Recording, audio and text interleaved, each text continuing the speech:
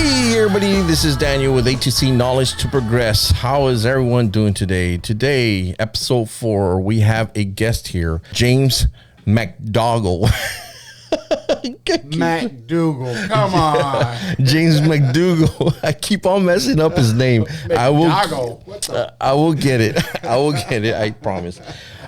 So anyway, James McDougall. McDougall. I am Navarro. I know you should. Mac. James Mac. McDougall? James McDougall. I got it. You see, I finally got it. James McDougall. James McDougall. Anyway, so today I want to go ahead and do a episode with James McDougall. He is a Warrior Path graduate. Not only is he a Warrior Path graduate, but he is one of my brothers that I'm working with in reference to learning and progressing as a podcaster. He is more of a mentor because, again, this is new to me, and we'll get this podcast rolling as we move forward through these episodes. But again, I'd like to welcome James to my podcast and start off first by allowing him to introduce himself. I was in the U.S. Army for a little while. I was in law enforcement for a little while. I am now working in the insurance/banking industry and having my hand at podcasting as well. During the past couple of years, I figured this is an absolutely amazing platform. Yep. And how can you reach it? At first, I came up with, people aren't having the hard conversations. They're looking at, the stuff on, multimedia and, they're watching the phones on this. That stuff is biased. Where do you get your facts from? That was my first episode that I was doing before and my episode was an hour and a half long. Wow. Just me talking. Yeah. But it was, facts versus opinions. Mm-hmm. What do we call facts? All depends on whose platform or whose agenda they're going off of. And without getting into politics or anything, it really kind of brought me to the thinking that, if I'm reaching as many people as I hope to, then I need to come with a message, something to help people. And because I've always loved being, in service. And this is one platform that you get a chance to do that. And I'm just happy and honored you have me on this show. And like you said, working with you too, you give me the motivation. It's not a competition thing. No. That's what I like about it. We're building each other up. Yep. Like you said, it's not a competition between us, and it's about getting the word out, right, and helping others, because we're all servant leaders. But when we create a platform to help others, I think it's important, because I've heard somewhere where one person can influence hundreds of people, right? Man, I hope so. Yeah, and no, you are, man, because I'm one of them. So I'm one of them. Well, thank you, man. You too. I've been listening to some of your YouTube on your YouTube channel. I've listened to every podcast you've had. I've heard some raw ones, and I've heard of it, and it was I really like it. I like what you're doing. Not just a teacher, I'm a follower. Same goes the other way. Yeah. I'm not just a follower, but a teacher. So yeah. So, like the last 3 episodes I've had, I start off this episode with a quote. The goal is to have a conversation, create a dialogue, and see where it goes. Because like I've said before, you go down the rabbit hole to see where this quote takes us and where our discussion goes from here. And who knows, someone that's listening might, have an epiphany or realization. Definitely. I think that the rabbit hole, too, isn't always pretty. Yep. So I think it's a definite direction to go in. Okay. I like it. All right, so I'll read the quote. Okay. Quote of the episode, and the quote is: "Life is like a photography. You use the negatives to develop." So this quote's from Ziad Abdelnour, and he's an author of a bestseller called Economics Warfare. And he's also featured as one of the 500 most influential CEOs in the world, and also amongst the most U.S. financier in U.S. history. So when we talk about life is like a photography, you use the negatives to develop. I'm thinking here, negatives, our struggles in life, our things that we go through. Something might have happened bad to me in the past, and now I'm stronger for it. That's what I think it means. But what do you think, James? Along the lines, the same that you said, you have to go through the bad to know the good as well. I mean, I've had what some people would consider a rough life. I've lived out on the streets myself. I've lost a lot of family. So I try not to take anything for granted. Yep. This right here, this quote means that to me. Like I shared with you when I came over, I spoke to my son, just turned 17 in November, and asked him what this quote meant to him. And he was clueless. He said, negatives. What do you mean? I said, well, it's a double meaning. What does it mean to you? He says, I don't understand. Wow. He says, I understand what negative is. He says, I guess you just approach life with positivity. Is that it? And I said, wow. But then you think about it. Yeah. They've never seen film before. Yeah. It's always been megapixels in the digital world. And I was just amazed. I was like, wow, I never really even thought of it that way. Yeah. I mean, that kind of showing our age, right? Yeah. Wah, wah. Yeah, that was kind of like, what is DOS? Right? Right. Computer, Microsoft Office. What is DOS? Like the same concept? IBM, PC Juniors, all that stuff. I remember that. I remember going in front of people and you'd have the 10, 20, and 30 when you'd line up the codes, and it would be like go to 10, and next thing you know, you have your name going like 50, 1,000 times, going back and forth and scrolling, and you're like, I did that. Wow. I just put code. Whew. Yeah. Taking me back to the days, yeah. And that's showing your age, James. Yes, it is. But, I was talking to somebody about resiliency, and we talk about PTG, post-traumatic growth, something that have been trending recently in my life. I was saying that you need resiliency in order to gain PTG, post-traumatic growth, in order to grow. And why? Because resiliency lifts you up. Something happens to you, you need that resiliency. But it's going to be a rock, your rucksack, right? And then all of a sudden, you're going to have to use resiliency again, and you're going to have to put that resiliency rock into your rucksack. And eventually, those rocks are going to get heavy in your ruck. But PTG, what it does, it allows you to put those rocks down. Let that rucksack go in order for all those rocks to fall. And I think that's a part of resiliency. I think it has, the word resilient is, I believe, it has several meanings. One is, for example, the ruck that you're speaking of. You could put the rocks in your ruck, and the resiliency is being able to stand with those rocks in, to having the power to do it on your own. But also, you're kind of bulletproof too. Having the resiliency is if someone throws something, because you got stones being thrown at you all the time. Yep. The negatives, so to speak. So they're thrown at you all the time, and you just have to either sidestep it or, let it roll off. PTG, like you're saying, it makes a lot of sense to be able to put down whatever you're carrying. Yep. Something I haven't coined it, but I think it's a good thing is when you say PTG.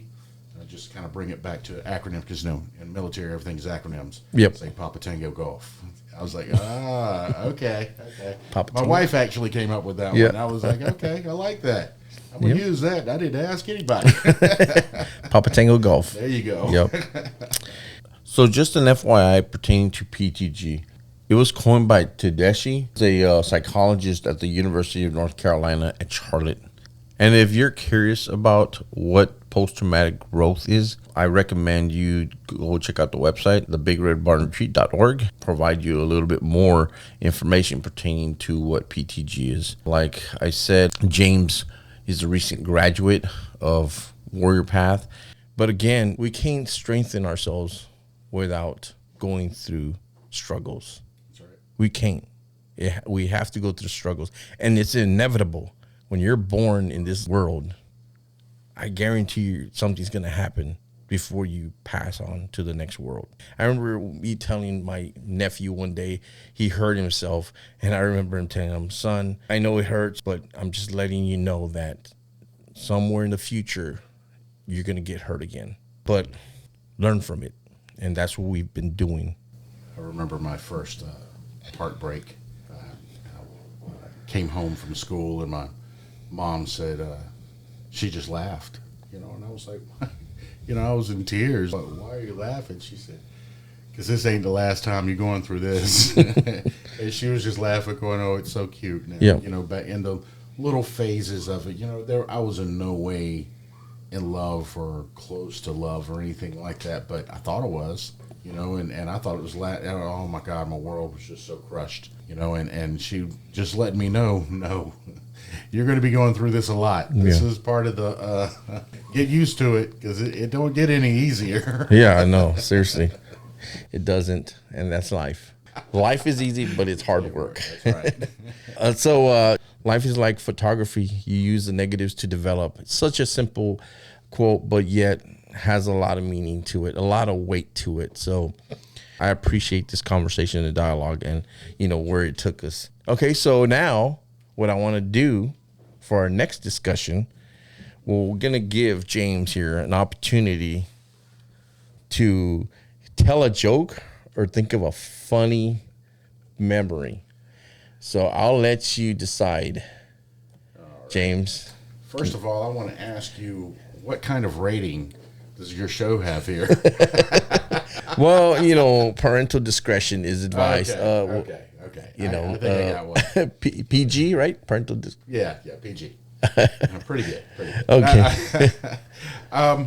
Well, you prepared me with this. Okay. So instead of telling a joke, because I think all the jokes that I know are pretty dirty, so I'm not going to go there. I have another. I have a thing that happened to me when I was in the military, and I still tell people about this every now and then. It's, I guess it's not completely clean, but it's not really dirty. Yeah. I'll let you decide. Okay. I was in 1st and 509th, Op 4, so we played the bad guys. Yeah.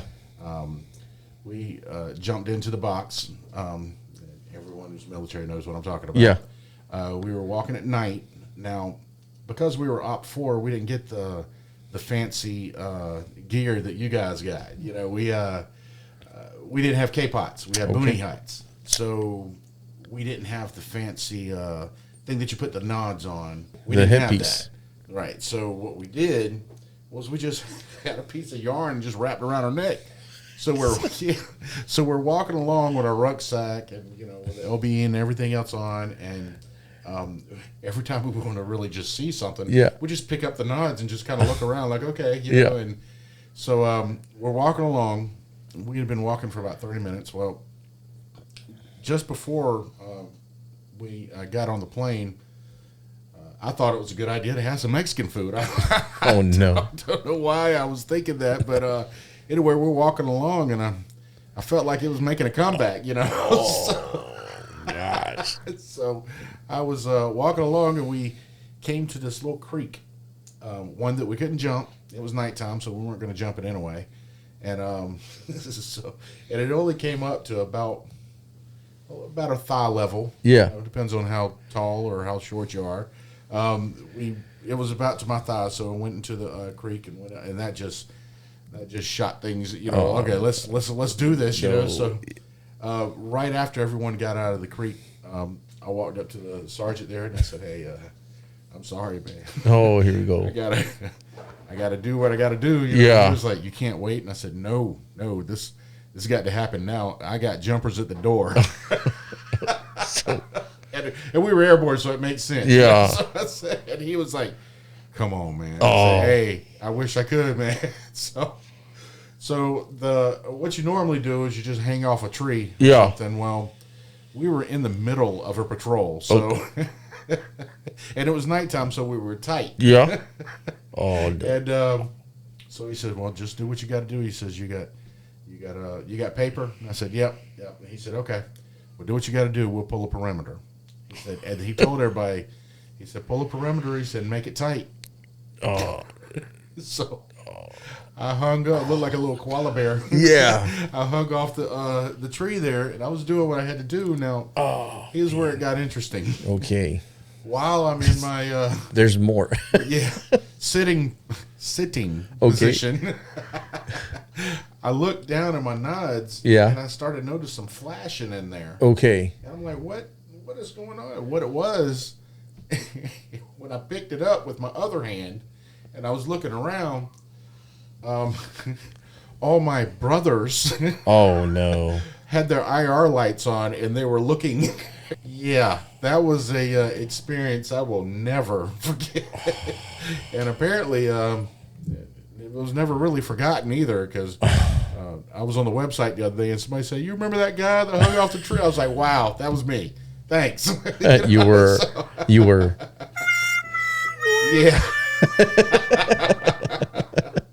But yeah, that was quite embarrassing, but it made for a good story later on. Oh man, that was. All right, audience. What do y'all think? What do y'all think about this story? All right, yeah. They give you a cheer. Great job. Thank you. Oh man, wow.